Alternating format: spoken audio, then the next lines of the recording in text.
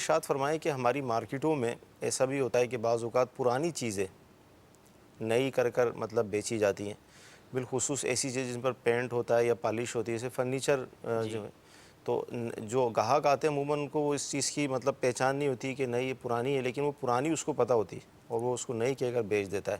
تو کیا فرمائیں گے؟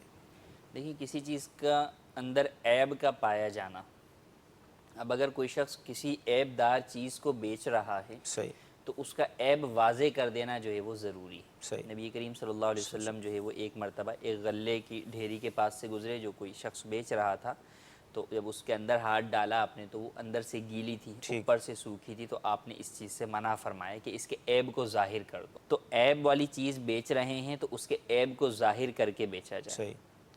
عیب چھپانا یہ مسلمان کے جو ہے وہ خیانت ہے اور ایک طریقے سے دھوکہ دہی ہے کہ آپ سامنے والے کو دھوکے میں رکھ کر وہ چیز بیچ رہے ہیں۔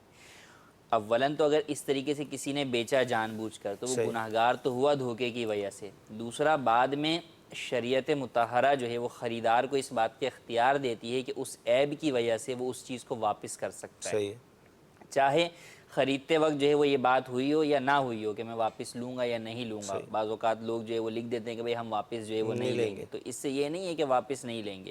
جب عیب والی چیز ہے، ہاں آپ نے عیب بتا کر دیا، اب وہ آگے کہتا ہے کہ نہیں بھئی یہ چیز مجھے نہیں چاہیے، تو اب ٹھیک ہے کہ آپ نے دھوکہ نہیں دیا۔ صحیح لیکن جب عیب چھپایا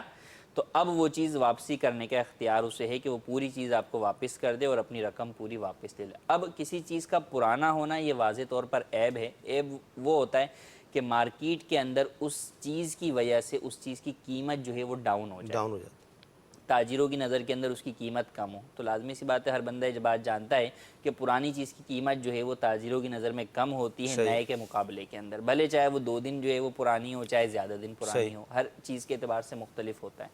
تو اب پرانی چیز کو اگر نیا کر کے جو ہے وہ ظاہر کر کے بیچ رہا ہے تو صحیح ایسی صورت کے اندر جو ہے یہ دھوکہ ہے اور عیب دار چیز کو ہی بیچنا ہے، خریدنے والے کو اختیار ہوگا کہ اسے جو ہے وہ واپس کر دے۔ اب اس کے اندر جھوٹ اور دھوکہ دہی جو ہے وہ ایک تو یہ کہ خاموشی سے بیچ دی صحیح چھپا کے، ایک یہ کہ قسمیں کھا کے کہ نہیں جو ہے وہ یہ بالکل جو ہے وہ نہیں صحیح ہے ہے اور نہیں اس طور پر جو ہے بیچی جاتی ہے، تو یہ اور زیادہ جو ہے وہ گناہ کی بات ہے اور اس کی وجہ سے مال تو بک ہی جاتا ہے لیکن برکت جو ہے وہ اٹھ نہیں جاتا ہوتی۔ ہاں یہ ہے کہ بعض جگہ ہیں جو معلوم ہی یہ ہے کہ یہ جو ہے پرانا مال مال یہاں پر بکتا بکتا ہے، اب وہاں بتانے کی حاجت نہیں ہے صحیح ہے کہ جناب یہ پرانے مال کی جو ہے وہ مارکیٹ ہے، تو پتہ ہے یہاں پہ پرانا ہی جو ہے وہ مل رہا ہوگا، چاہے اس نے کتنا ہی ٹپ ٹاپ کر کے اسے نیا کر دیا، لیکن صحیح ہر بندہ جانتا ہے کہ یار یہ پرانا ہی ہے۔ صحیح لیکن ایسی جگہ جہاں پر جو ہے نیا پرانا دونوں ملتا مکس ہے، ہو یا جو ہے وہ کوئی چیز آپ بتا کر اسے جو ہے وہ بیچ رہے ہیں، یا وہ آپ سے تقاضا یہ کرتا ہے کہ یار مجھے نئی چیز جو ہے وہ چاہیے، اس کے صحیح باوجود آپ اسے جو ہے پرانی چیز جو ہے وہ تھما دیتے ہیں، تو یہ ساری صورتیں جو ہے وہ